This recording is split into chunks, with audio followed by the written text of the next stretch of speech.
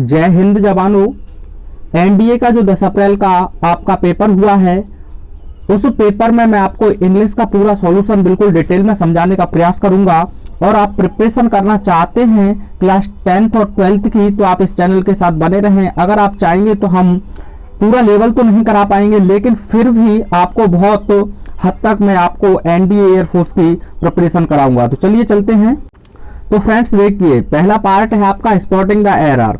और फ्रेंड्स, अगर आप सब्जेक्ट वर्ब एग्रीमेंट सही से पढ़ लेते हैं या पूरे पार्ट ऑफ स्पीच को सही से पढ़ लेते हैं, तो कहीं ना कहीं आपको सब्जेक्ट वर्ब एग्रीमेंट अकेली पार्ट से ही 3 या 4 अंक मिल जाते हैं।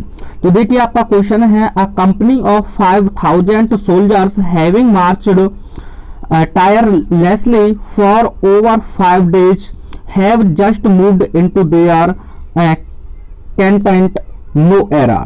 तो फ्रेंड्स, इसमें आपको एरर बताना है। तो फ्रेंड्स, जैसे देखिए, आपका कंपनी हो गया और जो ग्रुप होता है वह सिंगुलर माना गया है यहाँ कंपनी, और यह तो इसका प्रीपोजिशनल है। तो यहाँ आपका सी पार्ट में गलती है, तो हैव नहीं बल्कि फ्रेंड्स हैज होना चाहिए। क्या होना चाहिए? हैज। अपने आंसर्स को मिला लें, क्योंकि आपके सेक्शन इधर उधर हो सकते हैं। तो पहले पार्ट को आप यहाँ से मिलाएं, स्पॉटिंग द एरर। अगला क्वेश्चन है Lallantop, every person who believes in principles must stand up to fight for their conventions. तो इसमें आपको एरर बताना है। तो फ्रेंड्स, आप पढ़े होंगे, एवरी हो गया, ईच हो गया, अगर यह किसी नाउन के साथ लग जाते हैं तो आपका जो पजेसिव एडजेक्टिव है वहां देयर का प्रयोग नहीं होता है, वहां आपको हिज मानना होता है। हर भी नहीं मान सकते हैं, लेकिन ज्यादातर आपको हिज ही मानना होता है। तो यहाँ फिर से सी पार्ट में एरर था। अगला क्वेश्चन है, ये आपका सब्जेक्ट वर्ब एग्रीमेंट के रूल पर है। The Olympic games reflects the highest spirits of human endure and achievement, no error. तो फ्रेंड्स, द आपका आर्टिकल है, ओलंपिक एक एडजेक्टिव की कार्य करा है, गेम्स आपका नाउन है और यही सब्जेक्ट है। और सब्जेक्ट प्लूरल होता है तो वर्ब भी प्लूरल चाहिए। और अगर हम वर्ब में एस या ईएस लगा देते हैं तो वह सिंगुलर हो जाती है। तो यहाँ से आप एस हटा देंगे तो यह सही होगा, अर्थात पार्ट ए में गलती थी। तो रिफ्लेक्ट होना चाहिए। आई होप आपको क्लियर हो रहा होगा। चलिए अगले क्वेश्चन को देखते हैं। The principle of the school stressed the need for discipline amongst the students और no error। अब फ्रेंड्स, आप कह रहे होंगे कि 2 से ज्यादा के लिए अमोंस्ट बिल्कुल सही है। नहीं फ्रेंड्स, अगर आपका वोवेल साउंड आता है, क्या आता है? वोवेल साउंड, तब हम अमोंस्ट का यूज करते हैं। और कॉन्सोनेंट साउंड के लिए हम अमोंग का प्रयोग करते हैं। किसका प्रयोग करते हैं? प्रीपोजिशन अमोंग का। तो अमोंस्ट में यहाँ एरर था, सी पार्ट में उसके स्थान पर अमोंग होना चाहिए था। वीडियो पसंद आया हो तो कम से कम अपने मित्रों के साथ शेयर अवश्य करें। चलिए देखते हैं अगले क्वेश्चन को। तो फ्रेंड्स, आप अपना अगला क्वेश्चन देखिए। Failure is the stepping stone to success, however successive failures are not successive stepping stones to success, no error. तो फ्रेंड्स, आपका स्टोन्स नहीं रहता है बल्कि स्टोन रहेगा। तो यहाँ आपका सी पार्ट में एरर था। अगर फ्रेंड्स यह एक इडियम या फ्रेज की तरह यूज किया जाएगा तो इसमें नो एरर रहेगा। यह आपके एग्जामिनर के माइंड पर 50-50% डिपेंड करता है। तो चलिए अगला क्वेश्चन देखिए। India's strengths are it's diversity of culture and the spirit of tolerance in its people। मैंने आपको बताया हुआ फ्रेंड्स कि इट का पजेसिव एडजेक्टिव हमेशा इट्स रहता है और इसका कोई भी पजेसिव प्रोनाउन नहीं बनता है, अर्थात इसका इट्स प्रोनाउन नहीं बनेगा। इस चीज को आप पढ़े होंगे, नहीं तो आपको मैं बिल्कुल बेसिक से स्टार्ट करने वाला हूं कुछ दिनों के बाद। तो फ्रेंड्स, और जो इट्स होता है इसका मतलब होता है इट इज। क्या होता है फ्रेंड्स? It is. तो फ्रेंड्स, यहाँ देखिए लिखा है कि इन इट्स, तो यह गलत है, बल्कि इंडियाज के अकॉर्डिंग पजेसिव एडजेक्टिव आपका इट्स होना चाहिए। क्या होना चाहिए? इट्स। तो आपका सी पार्ट में एरर था, अर्थात यहाँ इट इज की तरह नहीं लिखा जाएगा। चलिए अगले क्वेश्चन को देखिए। Once consider 9th planet of the solar system, Pluto is today listed as the largest dwarf planet of the solar system। तो फ्रेंड्स, आप कोऑर्डिनल नंबर पढ़े होंगे, जैसे कि 1st, 2nd, 3rd, 4th, 5th। तो जो आपके ऑर्डिनल नंबर्स होते हैं, सॉरी फ्रेंड्स, जो ऑर्डिनल नंबर होते हैं आपका, ऑर्डिनल नंबर से पहले आप हमेशा आर्टिकल दा का प्रयोग करते हैं, तो यहाँ 9th से पहले दा रहेगा, 9 से पहले दा रहेगा। ठीक है फ्रेंड्स, अगला क्वेश्चन देखिए। अगला क्वेश्चन है the greatest glory in life is to be able to realise one's dreams and ambition without trampling on those of others. तो फ्रेंड्स आपका वंस, बल्कि इसका पजेसिव एडजेक्टिव जो होता है वह एपोस्ट्रोफी एस लगकर बनता है। क्या लगकर बनता है? एपोस्ट्रोफी एस, यानी कि वन और एपोस्ट्रोफी एस। तो यहाँ आपका बी पार्ट में एरर था। अगला क्वेश्चन देखिए, to be able to manage once anger is a reflection of an individual's psychological maturity और नो एरर। तो इसमें आपको एरर बताना है। अगर फ्रेंड्स प्रपोजिशन से पहले देखें तो आपका आर्टिकल दा हो सकता है, इस प्रकार से कर सकते हैं, लेकिन बी पार्ट में ही गलती है। नहीं तो आप जब वन बनाते आ रहे हैं तो इंडिविजुअल्स की जगह पर आप वंस का भी प्रयोग कर सकते हैं। किसका प्रयोग कर सकते हैं? वंस का। तो टोटली आपका बी पार्ट में ही एरर है। अगला क्वेश्चन देखिए, और ये बच्चों वाला क्वेश्चन है, इससे ज्यादा हलवा हो नहीं सकता है। आप लोगों के लिए एनडीए का एग्जाम देने गए हैं और वहां इस क्वेश्चन को गलत आए। तो a honest mistake is no more than that just an honest. अब आप में थोड़ी सी भी बुद्धि होती कि यार यहाँ एन क्यों दिया है, ऑनेस्ट पढ़ते हैं तो यहाँ क्यों ये होगा, तो यहाँ एन होना चाहिए था। क्या होना चाहिए थे? एन। तो ए पार्ट में गलती है। चलिए क्वेश्चन नंबर 11 को देखते हैं। तो फ्रेंड्स जो क्वेश्चन नंबर 11 है आपका, वह इडियम एंड फ्रेजेस से पूछा गया है। तो इसका मतलब है, पहला क्वेश्चन देखिए 11 में, counting your chickens. Counting your chickens, इसका मतलब होता है अपनी सफलता के प्रति सुनिश्चित होना। तो आपका ऑप्शन पहला ही सही है, confident of success. Question number 12 में देखिए, क्वेश्चन नंबर 12 है आपका, the icing on the cake. इसका आपको आंसर बताना है। तो इसका मतलब होता है सोने पर सुहागा। तो बी ऑप्शन आपका सही होगा, extra benefit over and above and already board deal. अगला क्वेश्चन देखिए, a switch in time. A switch in time, इसका मतलब होता है कि नकारात्मक जो परिणाम होते हैं, अर्थात आप कह सकते हैं timely action that prevents a negative outcome, यानी कि समय पर जो नकारात्मक जो विचार आ रहे हैं उन्हें रोकने का कार्य। तो ऑप्शन नंबर आपका डी बिल्कुल सही होगा। अगला क्वेश्चन देखिए, और यह तो आप 12th स्टैंडर्ड में भी पढ़े होंगे, एट 6 एंड 7। इसका मतलब होता है तितर बितर, अर्थात स्टेट ऑफ टोटल कंफ्यूजन, यानी कि पूर्ण रूप से भ्रमित होना। चलिए अगले क्वेश्चन को देखते हैं। अगला क्वेश्चन है, talking 20 to the dozen. Talking 20 to the dozen, जो आपका 5th क्वेश्चन है, इसका मतलब है किसी चीज को जल्दीबाजी में करना। तो टॉकिंग हरीडली एंड रैपिडली, यानी कि खड़क सिंह के खड़कने से खड़कती हैं खड़कियां, कुछ ऐसा जो सेंटेंस है आपका उसी का मतलब है। क्वेश्चन नंबर 16 देखिए, अंडर द वेदर। इसका मतलब होता है दुख या अनहेल्दी। तो इसके लिए आप लिख देंगे डी, आपका ऑप्शन सही होगा, अनवेल। अगला क्वेश्चन देखिए, to set on the fence. To set on the fence, इसका मतलब होता है किसी के पक्ष में ना बोलना या किसी का पक्ष ना लेना। तो ऑप्शन नंबर आपका सी बिल्कुल सही हो जाएगा, to be undecided. To be undecided. अगला क्वेश्चन देखिए, once in a blue moon. इसका मतलब होता है ईद का चांद होना। क्या होता है फ्रेंड्स? ईद का चांद होना। तो इसका भी सी ऑप्शन सही है, यानी कि रेयरली, मुश्किल से। क्वेश्चन नंबर 19 और 20 दोनों को एक साथ देखेंगे। तो देखिए, थ्रो थिक एंड थिन, इसका मतलब होता है थ्रो डिफिकल्टी टाइम्स, यानी डी ऑप्शन सही होगा, यानी कि हर परिस्थिति में। अगला क्वेश्चन है आपका, लाइक चॉक एंड चीज। तो फ्रेंड्स इसका मतलब होता है very different from each other. तो ऑप्शन नंबर ए आपका बिल्कुल सही होगा। चलिए फ्रेंड्स आगे देखते हैं क्वेश्चन नंबर 21 को। तो फ्रेंड्स देखिए, आपका अगला क्वेश्चन है ordering of words in a sentence, अर्थात PQRS आप इसे पढ़े होंगे। तो देखिए पहला क्वेश्चन है, what perhaps the best way is to agree और there are many ways of dealing with them without expenses argumentations with. तो फ्रेंड्स इसमें आपको सही से समझना है। तो फ्रेंड्स आप देखे होंगे एग्री के साथ भी विद का प्रयोग करते हैं और डीलिंग के साथ भी विद। तो पहले ऐसे ही एलिमिनेट किए जाते हैं। तो आपका ये तो हो नहीं सकता है क्योंकि बट आपका शुरू से स्टार्टिंग हो नहीं सकता है। तो आपको सब्जेक्ट देखना है इसमें, तो क्यू आपका पहला ऑप्शन, यानी कि क्यू वाला ऑप्शन देखिए आप पहले, क्यू वाले कौन कौन से हैं, तो क्यू आपका ए में मिलता है और बी में, तो ये दोनों ऑप्शन आपके गलत हो जाएंगे। उसके बाद देखिए there are many ways of dealing with them, तो फ्रेंड्स अभी यहाँ नाउन आया नहीं है तो प्रोनाउन लिख नहीं सकते हैं, तो आर वाला ऑप्शन हट जाएगा। और तो फिर क्या होगा, डीलिंग विद, तो आपका ऑप्शन नंबर बी बिल्कुल सही होगा। आई होप आपको समझ में आया होगा। तो चलिए अगले क्वेश्चन को देखते हैं।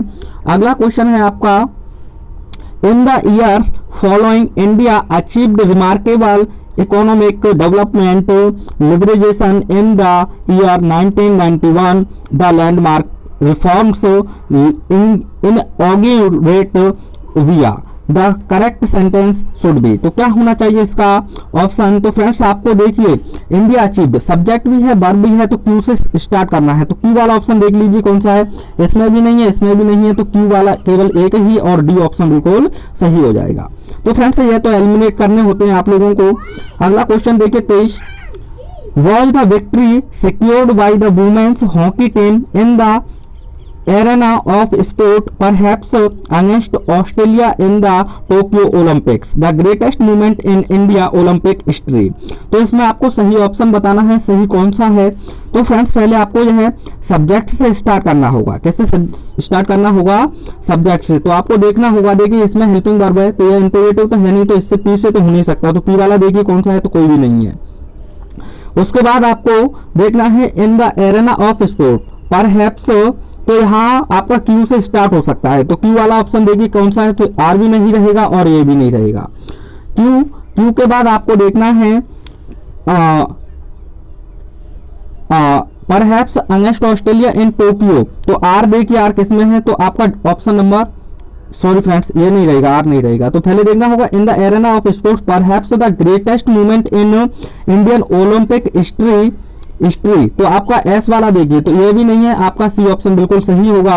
यानी कि in the arena of sport perhaps the greatest movement in Indian Olympic hockey वो Olympic history was the victory secured by the women's hockey team, पैसे बहुत, और ये आर तो आपका वैसे भी लास्ट में रहेगा, against Australia in the Tokyo Olympics. चलिए अगले क्वेश्चन को देखते हैं। क्वेश्चन नंबर 23 हो चुके हैं। तो देखिए 24वां क्वेश्चन आपका, in terms of GDP and GNP for gauging the success of a nation, which are the two major determinants economic progress in determine, तो इसमें आपको ऑप्शन बताना है कौन सा सही है। तो फ्रेंड्स पहले आपको सही से समझना होगा कि किससे स्टार्टिंग हो सकती है। In terms of GDP and, तो आपका पी से तो स्टार्ट हो नहीं सकता है। फॉर यह प्रपोजिशन अभी शुरुआत में हो नहीं सकता है।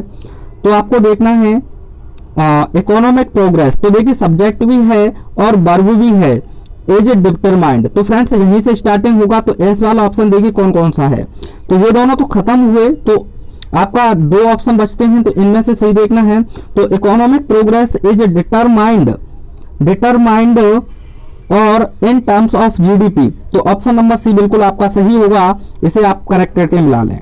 अगला देखिए with the aplomb of a stage artist that they are not man of straw they can twist and sake their bobbly hairs, तो फ्रेंड्स इसमें भी आपको सही से देखना है। तो 25वां जो क्वेश्चन है आपका, तो देखिए आपको किससे स्टार्ट करना है ये, तो देखिए सब्जेक्ट आपके पास है, तो सब्जेक्ट और वर्ब है, यहीं से स्टार्ट होगा। तो आर वाला ऑप्शन देखिए कौन कौन सा है, तो आर वाला केवल एक ही है, तो बी ऑप्शन बिल्कुल सही होगा। थोड़ा सा ही दिमाग लगाना होता है इसमें।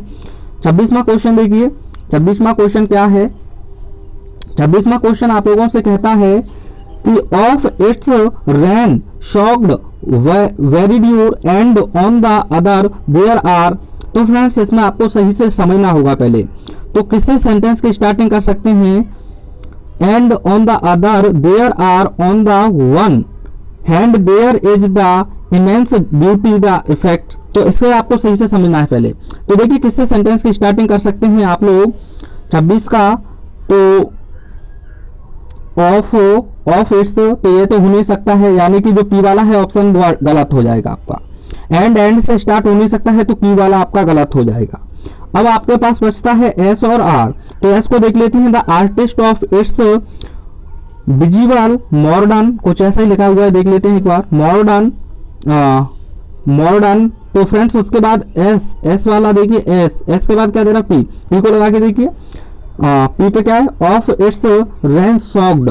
तो फ्रेंड्स इसमें शायद मेरे हिसाब से डी ऑप्शन बिल्कुल सही होगा। The artefacts of its visible modern, on the one hand there is the immense beauty and, क्योंकि अब ये एंड से जुड़ जाएगा दोनों। ठीक है फ्रेंड्स, चलिए अगला क्वेश्चन देखते हैं। अगला क्वेश्चन है 27वां कि are often rooted the causes of extreme poverty in the inequalities of social systems. तो इसमें आपको सही ऑप्शन बताना है, तो ऑप्शन नंबर सही से समझना होगा आपको।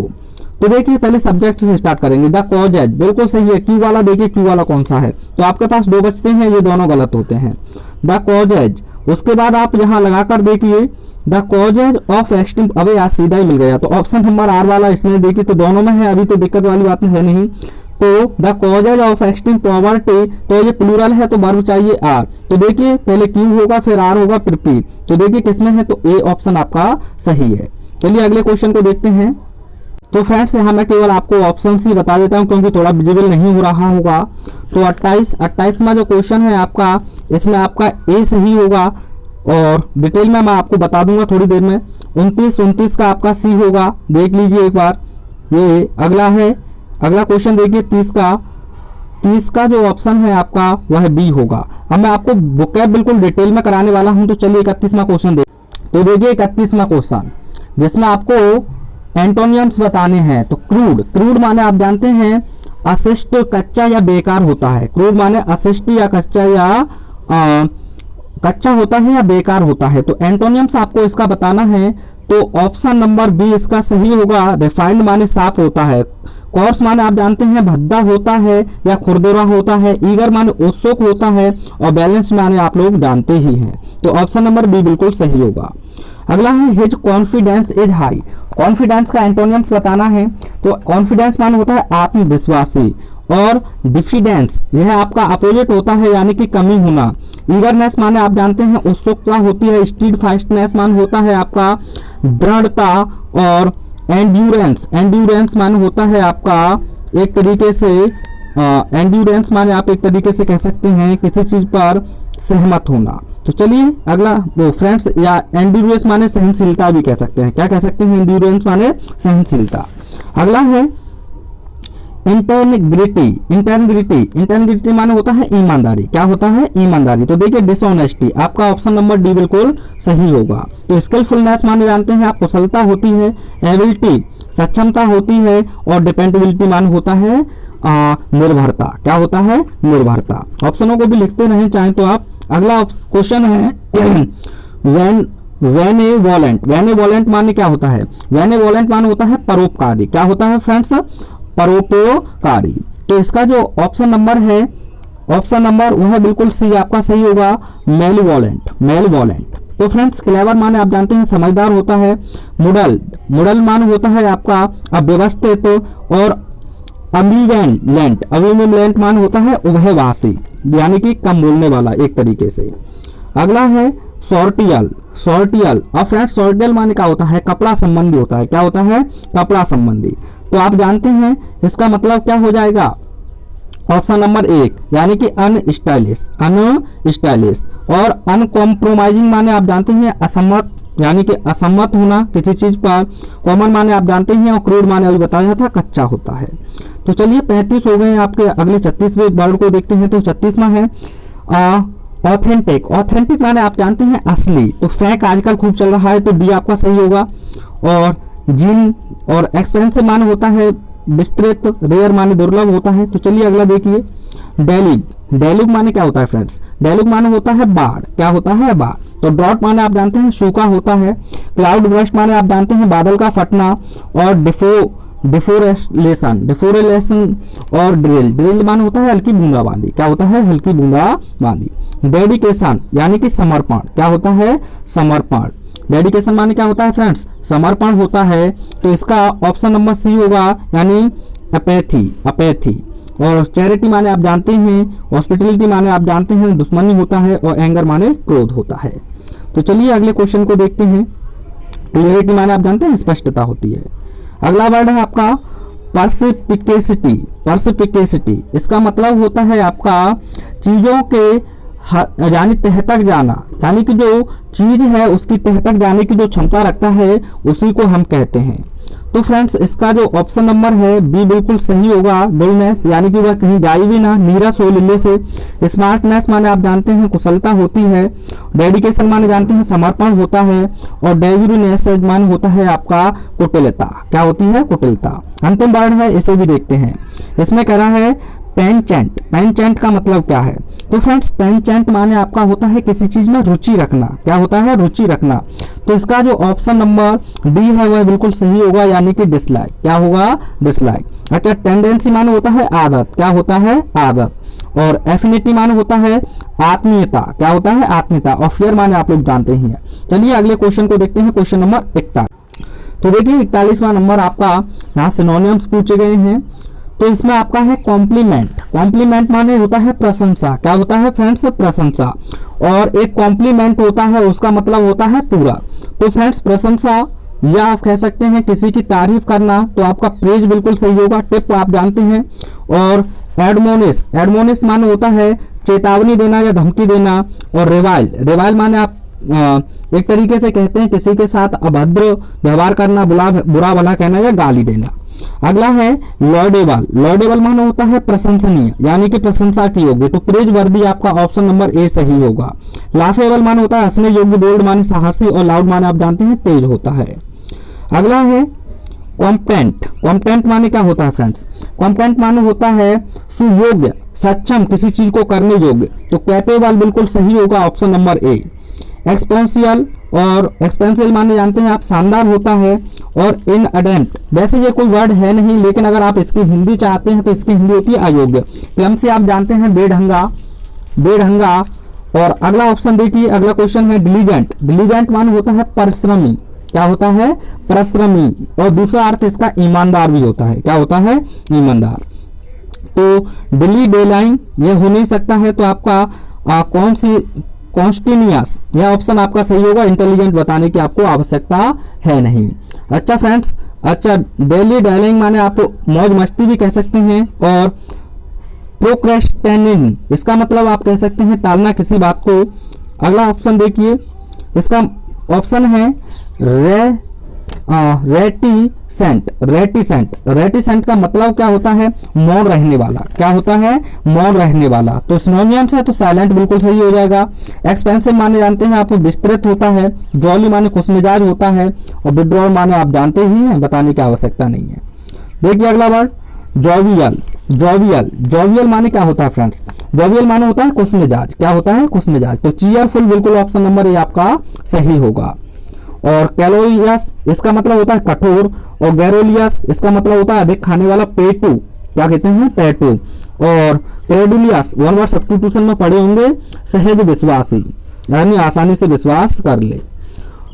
मोरस। अगला वर्ड है आपका मोरस। मोरस माने होता है उदास या चिड़चिड़ा। उदास या चिड़चिड़ा। तो इसमें आपका ऑप्शन नंबर डी बिल्कुल सही होगा, शुलैन। अब फ्रेंड्स इंट्रोस्पेक्टिव माने आप जानते हैं आत्म मंथन करना होता है। क्या होता है? आत्म मंथन करना।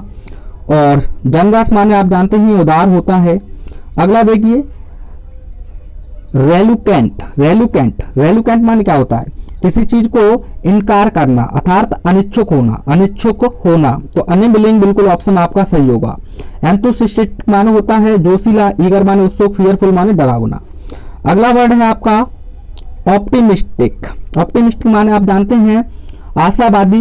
पैरामिस्टिक इसका पेसिमिस्टिक इसका मतलब होता है निराशावादी है, तो अपोजिट हो जाएगा। तो आपका होता है सैंग्विनाइन। तो ऑप्शन नंबर डी आपका बिल्कुल सही होगा। अनकेयरिंग और केयर फ्री ये दोनों एक ही होते हैं।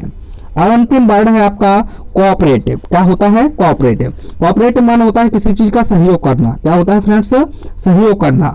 तो कंप्लेस्ट यह ऑप्शन आपका सही होगा। और फ्रेंड्स वीडियो कैसा लगा कमेंट के माध्यम से एक बार अवश्य बताएं। Thanks for watching.